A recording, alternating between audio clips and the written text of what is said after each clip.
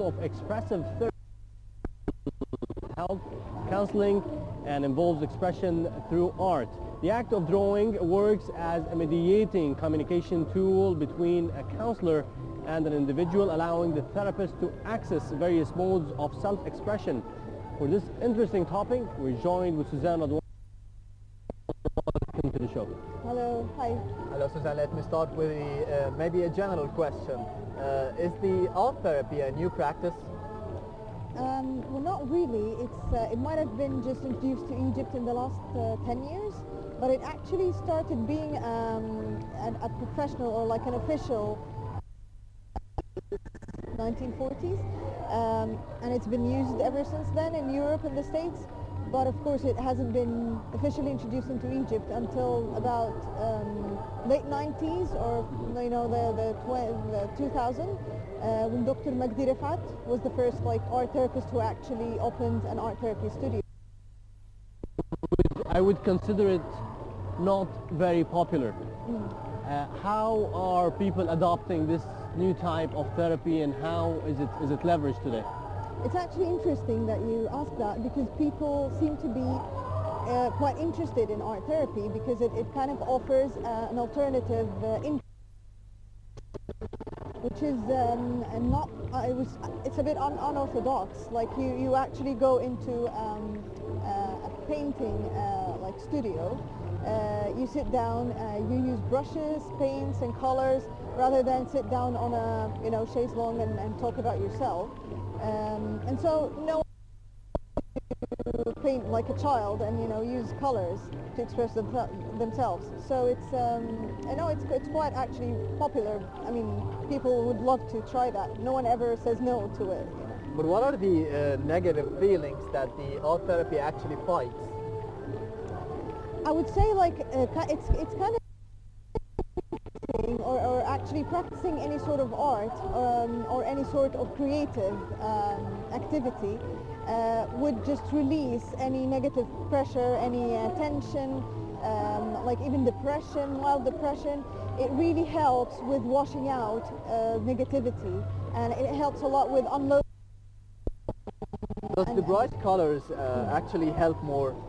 Because a lot of people think that the pink color or the color red or any bright color actually can brighten your day if you use it in your clothing, maybe.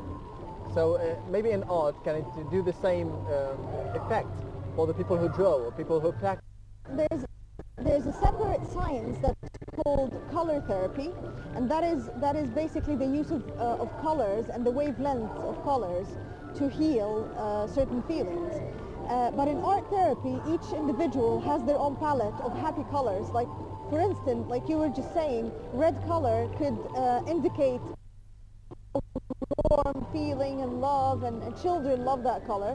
While in some other individuals, it actually indicates anger or hate or negative feelings. So it really depends on what kind of a palette you prefer. If you can describe to us the mode of or the mechanism for the art people are actually adopting it and using it. How is the mechanism actually implemented? Well, there are actually kind of two main approaches to art therapy. First of which is the fact that just creating any art piece gives a sense of satisfaction. Like the practice of art itself is healing. The other part of it is that it also it carries a fingerprint, like a very personal imprint of who you are, your character, your personality, what's bothering you.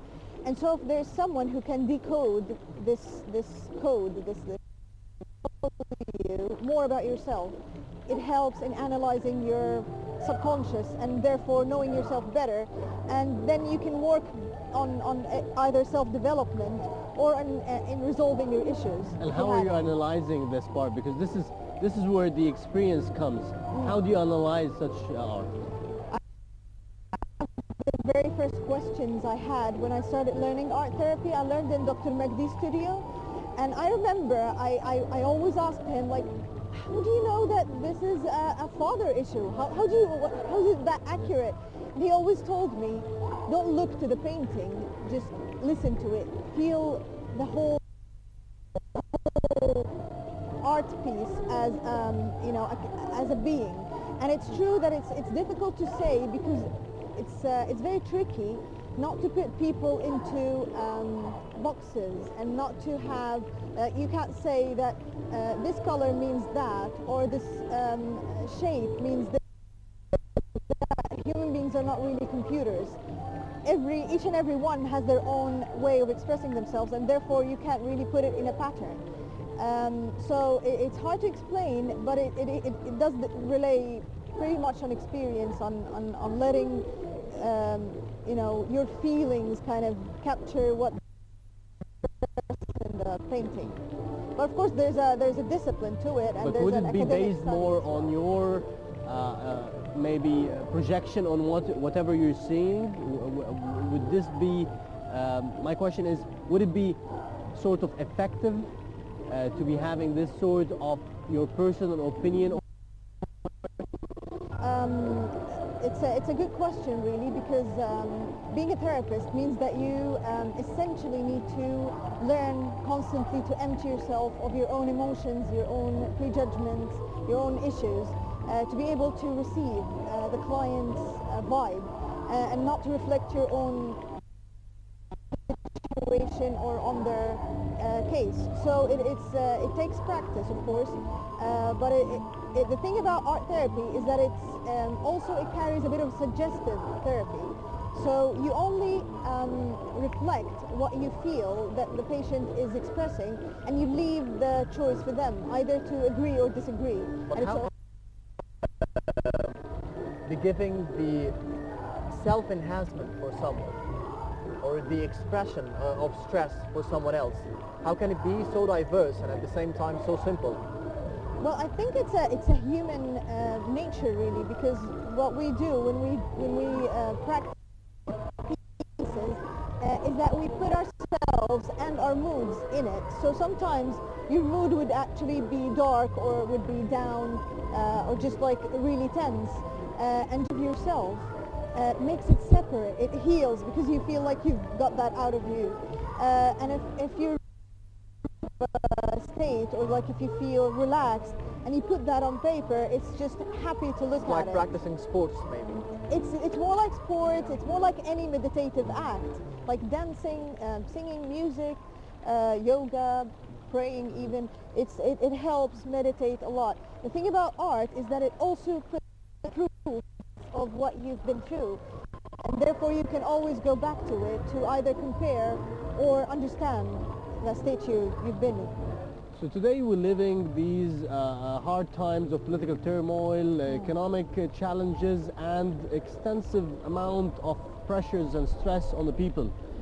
How would you get people to have the sort of stress management or meditation to avoid such a stressful life?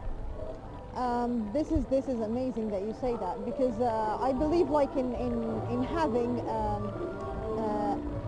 a therapeutic activity as a part of your day life is really, it has to have a therapeutic thing that you do.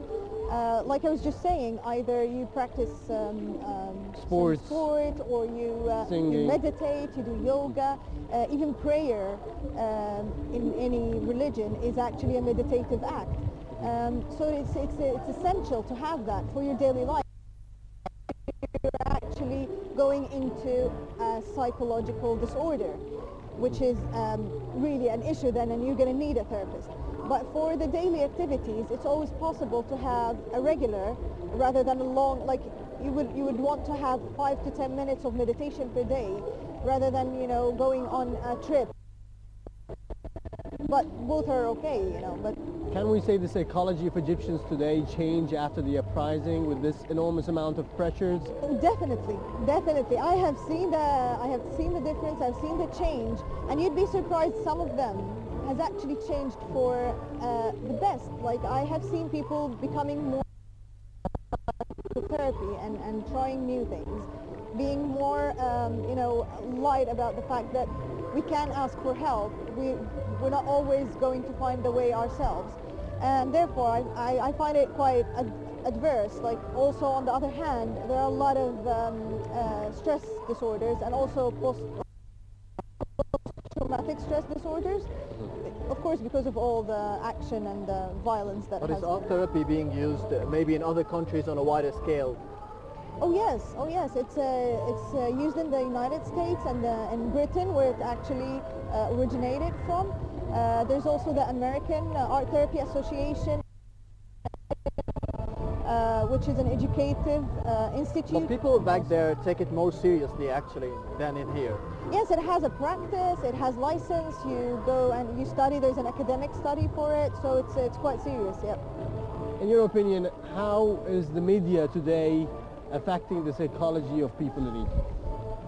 Do So you now really you're from inside too, but it's well, it's really sad to watch, like, because I keep hearing, I don't really watch TV, I'm sorry, but it's the thing is, it aggravates the situation. Like, would that be an advice from a psychiatrist?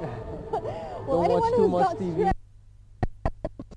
news, you can watch like relaxing things. You can actually watch cartoons. Cartoons are quite soothing. Yes, some of them are violent. And animations, Yeah. but not news. But no, actually a lot of TV programs these days are very, in Egypt of course, are very aggravating, and I can see people who haven't even been through, who have post-traumatic stress disorder, who are stressed out just by watching the news and watching all the, the emotional, melodrama. And this is actually what happened at the times of the revolution. We've watched over different media channels, people calling for help. Exactly, it's a lot of melodrama and people sitting at their houses watching fires and fights and knives, and they think that the street looks like that, and of course it gives them stress. So I do think there's an adverse side of the media that could work on to actually create more tension. But regarding the art therapy once again, have you encountered maybe disbelievers here in Egypt that they not even believe in the therapy itself? You said that it's not useful, it's not beneficial. Of Have you course, met some yeah. people like these? Yeah, I have, and sometimes some of them would come to my studio. Like I love when someone comes and like, how do you think this works? This is nonsense. This Kind is of a challenge for you. Yes, it's a challenge because I believe in it, and I've seen for years how it works, and it's always amazing when you see someone kind of just sitting back and thinking, oh, right, okay, I didn't think it was or that true, and so of course, yes. And on the other hand, there are people who are just a little bit of pessimists and skeptics who wouldn't really want to even try it, who's just judged that sort of therapy and don't even want to give it a try, and therefore you can't really do anything for them. My final question to you is having the sort of fear of the unknown, the fear of the future, and they are tending to be predicting the worst case scenarios for the upcoming days. How would you advise these people? I have to say, like, I have some really close people to me. And what I keep kind of saying is that you get to see what you want to see of the situation. And although there's a lot of turmoil and there's a lot of, like you said, the unknown, there's also a lot of good change, and there's the good side of it. And it's true, if you for smiles, you'll find smiles. If you look for, problems, you'll find problems. So it is a matter of perspective. If you could just change your perspective to the world, it will change a lot of things in your life. Suzan Radwan, the art therapist, thank you very much for being with us tonight on Micros. Thank you. It's my pleasure. Thank you. Again with you on the program, so stay tuned.